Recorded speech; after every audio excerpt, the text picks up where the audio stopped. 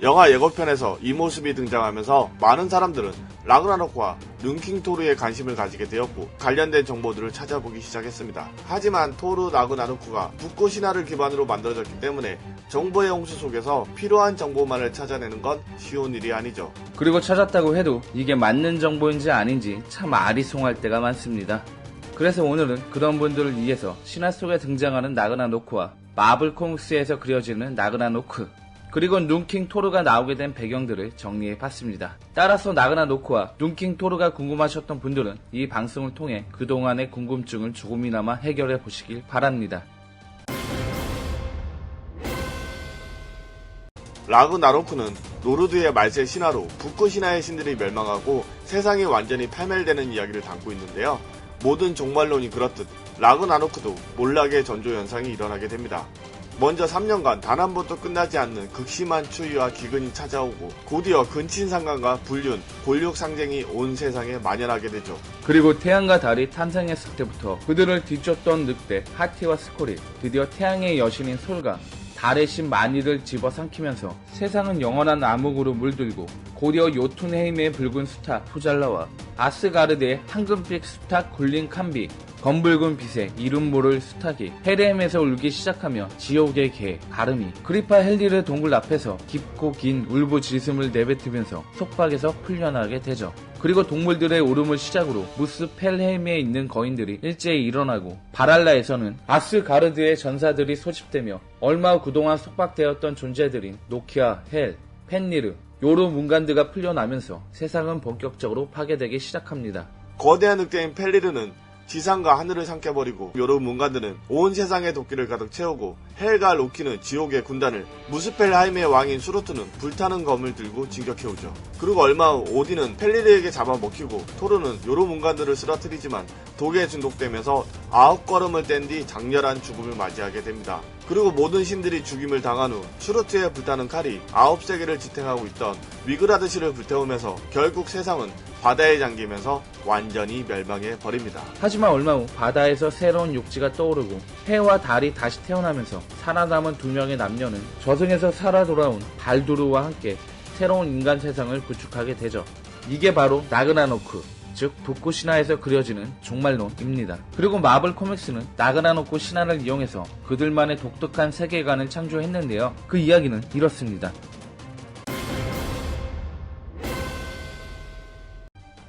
북고 신화에서 라그나로크가 신들의 종말로 끝을 맺는다면 마블 코믹스에서는 라그나로크의 주기를 만들어서 신들의 죽음과 부활을 끊임없이 반복하게 만들었죠. 그렇기 때문에 아스가르드의 신들과 헬라, 스루트, 펜리르, 요르 문간드 등이 영원히 존재할 수 있었던 것이고, 마블 코믹스는 매력적인 북고 신화의 신들을 지금까지도 마음껏 사용할 수 있었던 겁니다. 그리고 이런 세계관을 바탕으로 마블 코믹스는 매번 새로운 라그나로크의 스토리를 써 내려갔는데요. 이 안에는 북고 신화와 비슷한 스토리도 존재하고 마블 코믹스 식으로 변경된 스토리도 존재하기 때문에 여러분들을 위해 간단하게 이것을 정리해봤습니다. 먼저 북고 신화에 등장하는 로키는 거인족인 하르바우티와 어머니 라우베이 사이에서 태어났지만 이후 오딘에게 거두어지면서 토르와 함께 아스가르드에 거주하게 됩니다.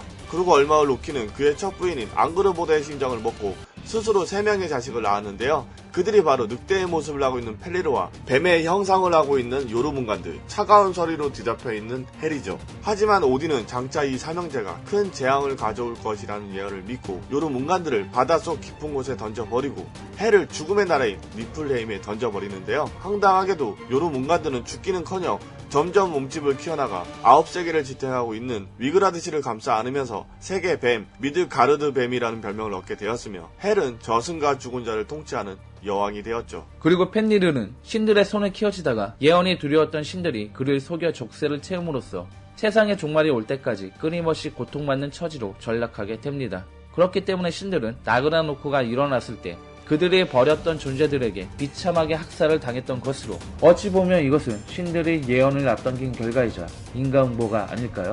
그리고 마블 코믹스에서는 헬을 헬라, 펜리르를 펜리스 울프, 요르 문간드를 미드가르드 뱀이라고 부르는 것 말고는 거의 모든 설정을 그대로 유지하고는 있는데요. 단 한 가지 다른 점을 찾아보자면 헬라가 로키보다 먼저 존재했던 인물로 설정되면서 로키의 딸에서 벗어났다는 것입니다. 그리고 요루 문간드는 신화에 등장하는 것처럼 나그나노코를 촉진시키는 도구로 사용되기는 하지만 토르가 요루 문간드에게 죽지 않고 서펜트에게 죽임을 당하는 것으로 설정이 바뀌게 되죠.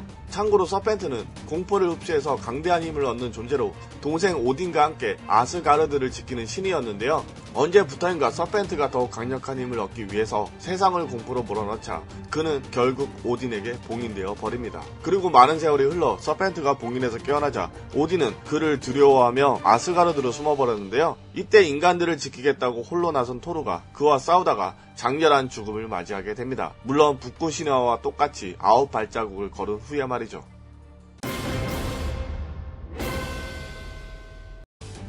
앞서 말씀드렸다시피 마블 코믹스는 나그나노코의 주기를 지속적으로 유지함으로써 신들의 죽음과 부활을 계속 이어나갔는데요. 언제부터인가 이것도 지겨웠는지 마블은 드디어 나그나노코의 주기를 끊어버립니다.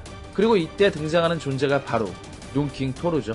룬킹 토르가 등장하는 가정은 이렇습니다. 어느 날 로키가 스루트와 함께 아스가르드를 항폐화시키면서 나그나노코가 찾아오자 토르는 그들을 막을 수 없음을 직감하고 과거 오딘이 힘을 얻었던 것처럼 강력한 힘을 얻기 위해서 길을 떠나는데요. 이때 토르는 과거 오딘이 지혜를 얻기 위해서 미미르 샘물에 한쪽 눈을 바친 것처럼 자신의 양쪽 눈을 바치고 모든 사물을 깨뜨려 볼 수 있는 지혜를 얻게 되죠. 참고로 미미르 샘물은 오딘이 이미 한쪽 눈을 바쳤기 때문에 토르에게 더욱 큰 희생을 원했습니다. 그래서 토르는 할 수 없이 두 눈을 바치게 된 것인데요. 이때 토르가 먹은 샘물은 겨우 한 모금에 불과했죠. 그렇게 지혜를 얻은 토르는 강력한 힘을 얻기 위해서 목숨까지 바쳐야 된다는 진리를 깨닫고 결국 위그라드실에 목을 매달고 무려 일주일 동안 죽은 채로 방치되는데요. 이때 그는 위그라드실에 걸려있는 룬 마법을 흡수하면서 모든 존재를 초월하는 룬킹 토르로 거듭나게 되죠. 그리고 그 덕분에 고대신을 만나게 된 토르는 나그나노코의 주기가 사실은 고대신을 먹여 살리기 위한 장치에 불과하다는 것을 깨닫고 분노하며 나그나노코의 주기를 안전히 파괴해버립니다. 그리고 오랜 잠에 빠져든 토르는 이후 다시 부활해서 신들을 다시 부활시키는데요. 토르가 잠든 시기가 바로 11호 기간이었기 때문에 토르가 11호에 참전하지 못했던 것이죠. 그리고 신화에서 이그드라 씨를 불태우면서 세상을 멸망시킨 스루트는 오딘과 죽음의 땅에 갇힌 채 영원히 전투를 하는 처지에 놓이게 되는데요. 이후 풀려나면서 마블의 악당으로 계속 활약하게 됩니다. 오늘은 나그나로코와 룬킹 토르가 나오게 된 배경들을 살펴봤는데요. 재미있게 보셨는지 모르겠네요. 부디 이 방송이 나그나노코를 좀 더 자세히 알 수 있는 시간이 되셨길 바라며 저희는 지금까지 히파라치였습니다.